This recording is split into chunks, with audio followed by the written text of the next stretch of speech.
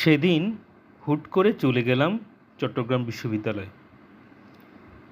এদিন আমার জীবনে প্রথমবার চট্টগ্রাম বিশ্ববিদ্যালয় ভ্রমণ ছিল। এই বিশ্ববিদ্যালয়ের প্রতিটি ইট কাঠ যেন বলছিল স্থপতি মাজারুল ইসলামের লিখিত সেই গল্পগুলো।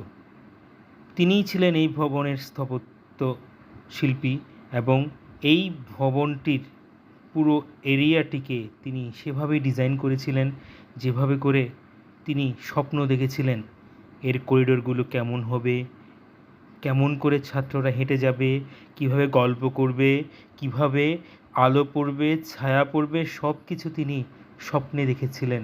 সেই স্বপ্ন একজন স্থপতি দেখতেই পারে। আমি সেই স্বপ্নের মধ্যে দিয়ে হাঁটতে হাঁটতে দেখে নিলাম অপূর্ব সুন্দর লীলাভূমি।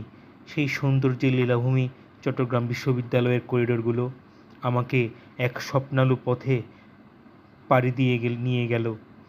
আমি হেঁটে বেড়ালাম প্রতিটি রুমে রুমে। ক্লাসরুমগুলো আমাকে নিয়ে গিয়েছিল প্রায় ৭০ বছর আগেকার সেই সময়টাতে, যখন তিনি এই ভবনগুলোর স্থাপত্য নকশা করেছিলেন। এখানকার অনেকগুলো ভবন বিভিন্ন জরাজীর্ণ অবস্থায় রয়েছে। সেই ভবনগুলো দেখলাম ছাদে কি সুবিস্তৃত বিশাল সুদূর পর্বত পাহাড়মালা। পাহাড়গুলো আমাকে টেনে নিয়ে গিয়েছিল অদূর সুনীল দিগন্তে। এমন সুন্দর একটি জায়গা আপনাদের সাথে শেয়ার না করে আমি পারলাম না। এই অদ্ভুত সুন্দর এই জায়গাটিতে আপনি অবশ্যই আসবেন এবং এখানকার ইট কাঠ পাথরের প্রেমে পড়ে যাবেন, আমি কথা দিচ্ছি।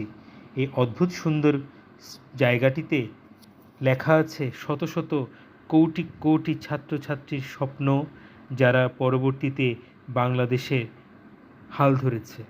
ধন্যবাদ।